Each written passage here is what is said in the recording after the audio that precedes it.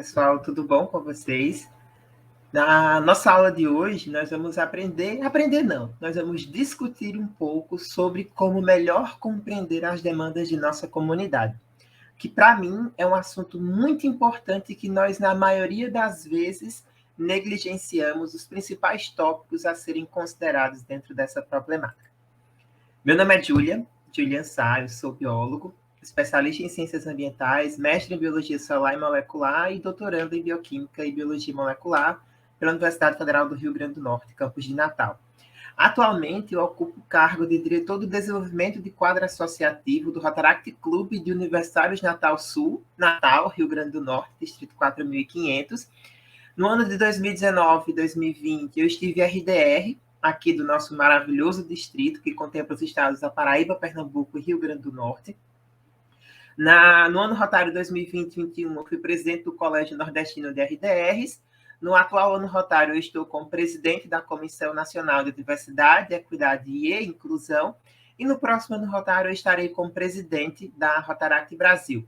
Eu estou deixando aqui um QR Code que dá acesso ao meu Instagram. Você só virar a sua câmera e lá você pode mandar mensagem para mim, que a gente conversa um pouco mais sobre tudo aquilo que eu não consegui finalizar aqui durante esses 15 minutinhos de fala. Ou, se vocês preferirem, vocês podem enviar e-mail para mim, o julianrotaract@gmail.com.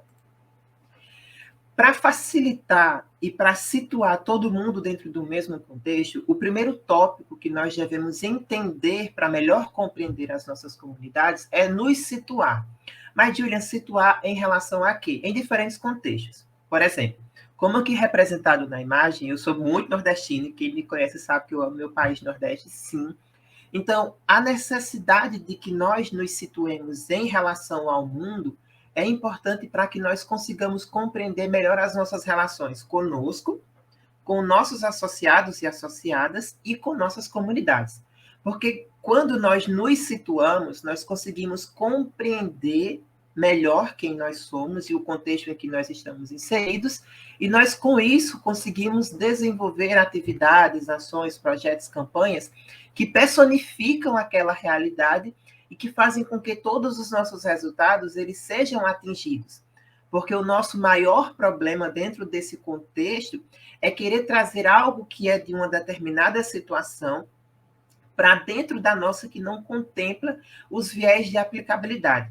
Eu não estou dizendo que vocês não devem transpor ideias inéditas, eu não estou dizendo que vocês devem abraçar somente ideias que vocês já fazem. Pelo contrário, o que eu estou querendo dizer é que uma vez quando você se situa, você consegue compreender melhor quais são as fragilidades daquela região e consegue também considerar todas as potencialidades que nela existem.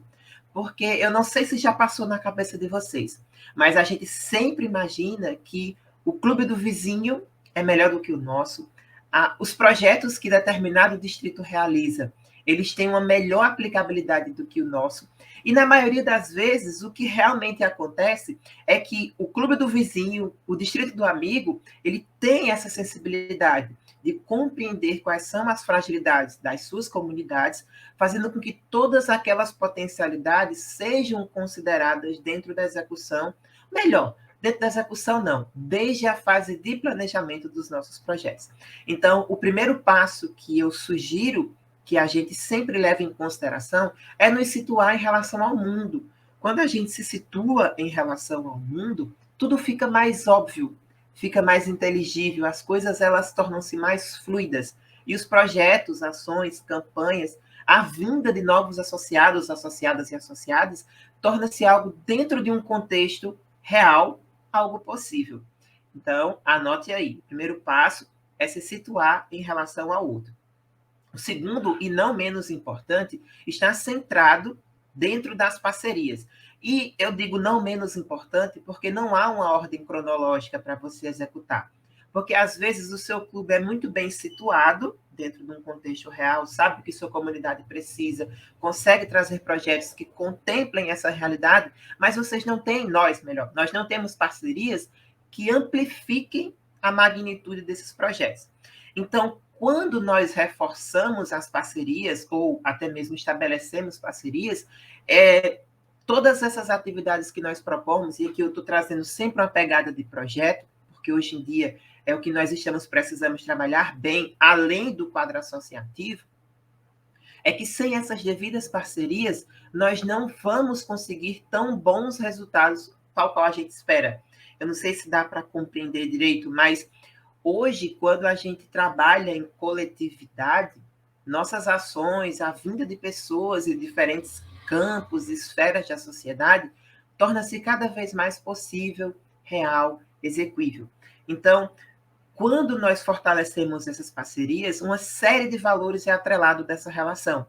Por exemplo, nós conseguimos expandir os nossos conhecimentos, que nós já temos assegurados desde o nosso nascimento, como também nós conseguimos sedimentar outros novos e trocar com outras pessoas informações que, para a gente, é bem simples. Por exemplo, eu não sei se passa pela cabeça de vocês, mas aqui, em alguns locais da região Nordeste, não é ensinado aos alunos que o ano é dividido em 4 estações climáticas: primavera, verão, outono e papapá. Aqui nós aprendemos que nós estamos situados em uma região de seca e uma região de chuva, em uma época de chuva. Por que é importante a gente trabalhar dentro desse contexto com crianças que vivem, por exemplo, na zona rural? Porque se você falar, no outono as folhas vão ficar amarelas e vão cair. Gente, toda a nossa vegetação aqui do bioma, toda não, né? Mas caracteristicamente, a vegetação do nosso ecossistema caatinga é característico por uma vegetação de cores cinzas. E nós não vamos ter esse privilégio de ver durante o outono folhas amarelas caindo, tal qual no Canadá. Aqui é muito mais aplicável ensinar para uma criança que durante um período do ano vai chover muito e que durante esse período seus pais, avós, mães, tias, eles podem plantar, e durante um período oposto, que é o período de seca, não haverá chuva, portanto, não é interessante plantar durante essa região. Então, quando nós expandimos esses conhecimentos para aquelas pessoas que acreditam que existe só um único contexto, nós estamos fortalecendo parcerias, a possibilidade de trazer novos projetos emerge dessas mesmas parcerias, o companheirismo ele flui de forma mais fácil, e também, com essas mesmas parcerias, nós conseguimos extrair uma fonte inesgotável de ideias para execução, de dia de convidado, de projeto, de campanha, de posses temáticas. Então, conversar faz bem, experimentem. Aqui, outro ponto importante é a necessidade de nós construirmos pontes. Eu trouxe aqui, para ilustrar para vocês, a imagem da cidade que eu moro, que é Natal, no Rio Grande do Norte. Quando eu digo necessidade, o desejo, tem 2 contextos aqui fluindo. Primeiro, a necessidade é tudo aquilo que é indispensável para você. Já o desejo é aquilo que você quer usufruir, podendo ser ou não dispensável. Em termos práticos, você se alimenta porque é uma necessidade. No entanto, você ir se alimentar em um restaurante caro é uma necessidade que você talvez não precise ter.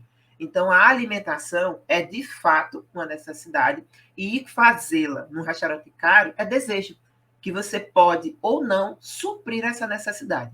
Mas por que eu estou dizendo isso?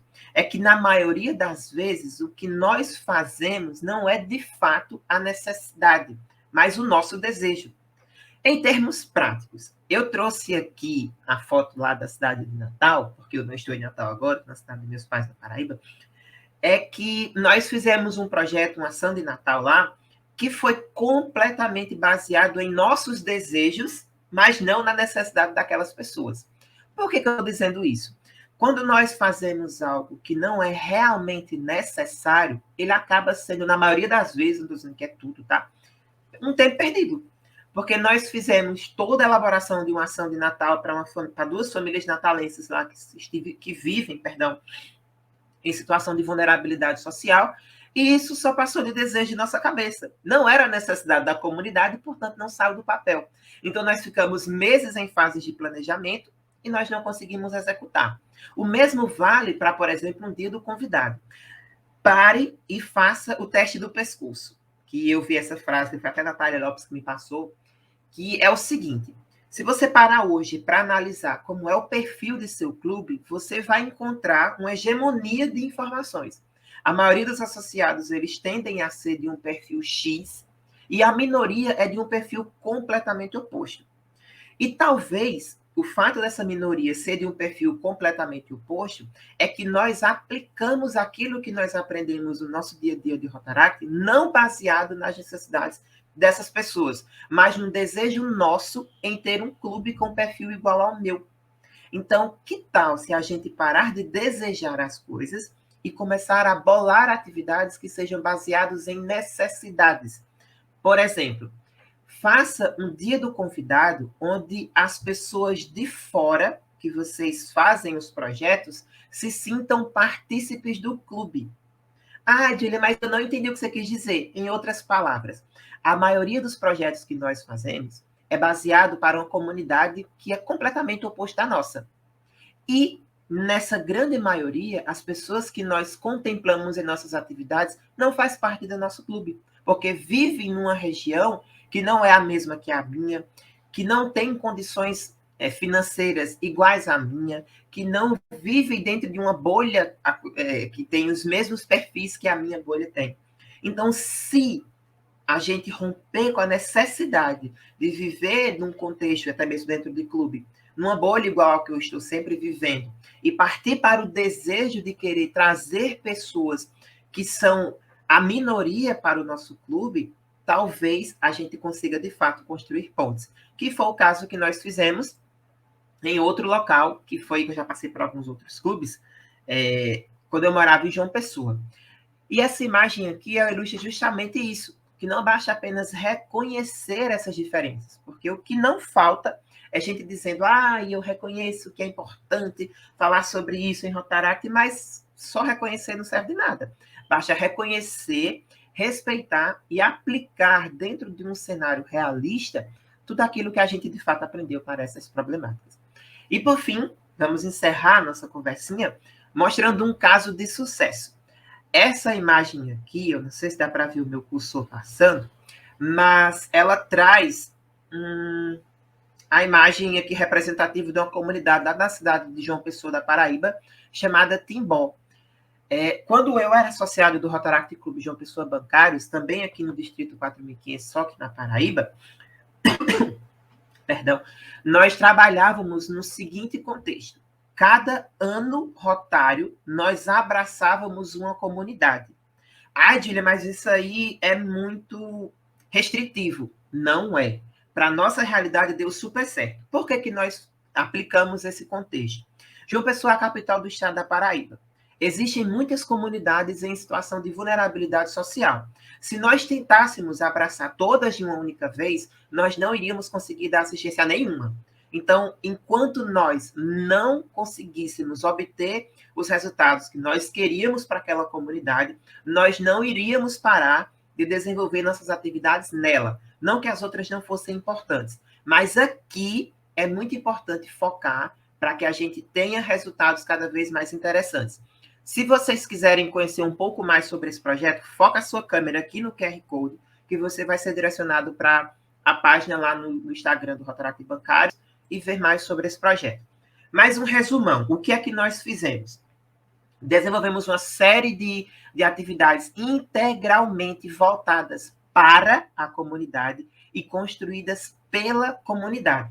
Nós reformamos uma biblioteca comunitária que funcionava dentro do NRDC, que é do nosso Rotary Padrinho. Dentro desse NRDC funcionava uma mini indústria de saponificação, existia um espaço para aula de balé, o pessoal utilizava para aula de capoeira, aula de reforço escolar. Se eu não me engano, algumas mulheres da comunidade também se reuniam lá, tinha espaço de uma cozinha semi-equipada, e nós, com o passar dos anos, decidimos construir dentro do próprio NRDC uma biblioteca. Mas por que você está dizendo tudo isso, Júlia? Eu estou dizendo para mostrar na prática que se não fosse essa parceria com a comunidade, nada disso teria sentido. O que é que nós fizemos? Antes de entrar na comunidade e dizer, olha, nós temos todos esses projetos para vocês, abracem-nos. Nós não fizemos isso. Nós fomos na comunidade, chegamos na associação comunitária, que é essa daqui está representada por essa imagem do nosso lado direito, e tentamos entrar em contato com algum líder comunitário jovem. Foi aí que nós conhecemos o Wilma.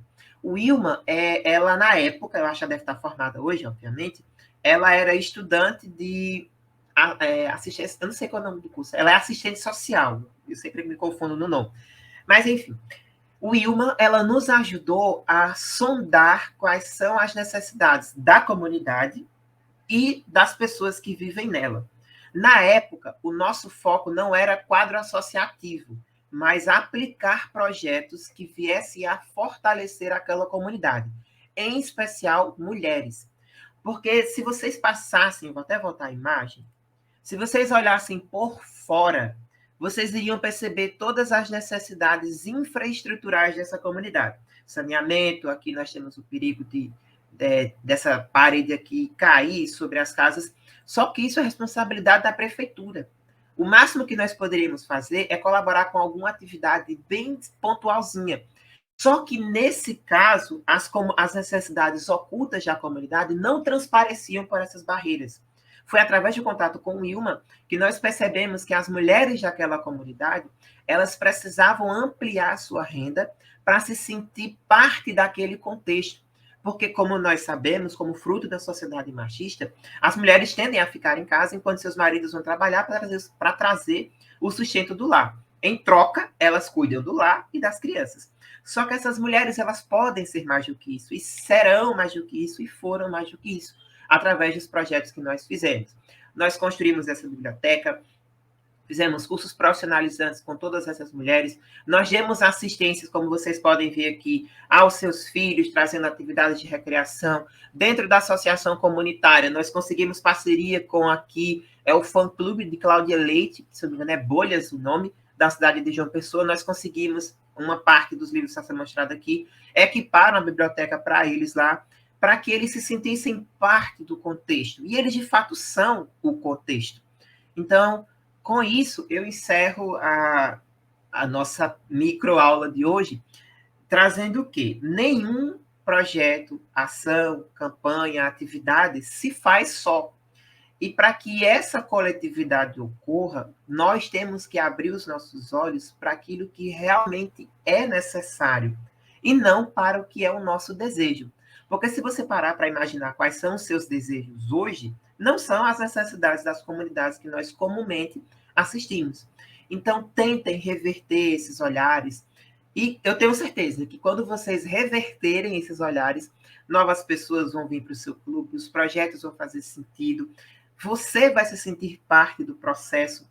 E pelo tempo que você disponibilizou para estar aqui nesse dia de hoje, meu muito obrigado. E, mais uma vez, reforço, caso você queira estabelecer contato, mandar um oizinho, críticas, sugestões, para o QR Code da esquerda é o meu e-mail e para o QR Code da direita é o meu Instagram. Então é isso, muito obrigado e vamos fazer o bem às pessoas sem olhar a quem. Beijinho.